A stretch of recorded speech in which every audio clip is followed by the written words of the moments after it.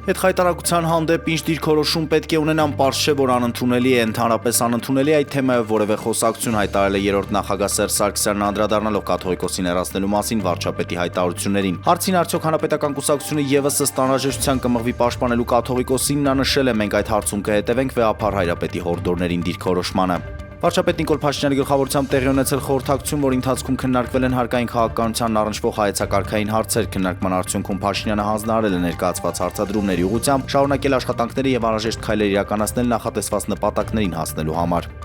Արտաքին գործերի նախարար Արարատ Միրզոյանը հանդիպում է ունեցել ատոմային էներգիայի միջազգային գործակալության գլխավոր տնօրեն Ռաֆայել Մարիանո Գորսիի հետ։ Հանդիպումը կայացել է Նիցայում ընթացող օվկիանոսերի հարցերով ՄԱԿ երրորդ համաժողովի շրջանակներում։ Անդրադարձ է կատարվել ատոմային էներգիայի ոլորտում Հայաստանի կառավարության առաջնահերթություններին եւ միջազգային գործընկերների հետ համագործակցությանը։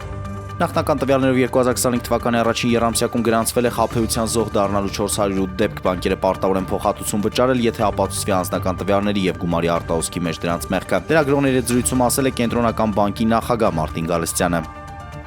Ավստրիայի հարավարևելյան գրած քաղաքի մի դպրոցում տեղի ունեցել հրաձգություն, որի հետևանքով ըստ նախնական տվյալների զոհվել է առնվազն 10 մարդ։ Ըստ աղբյուրի հարձակվողը եւս զոհված է։ Նախնական տեղեկություններով նա դպրոցի աշակերտ էր։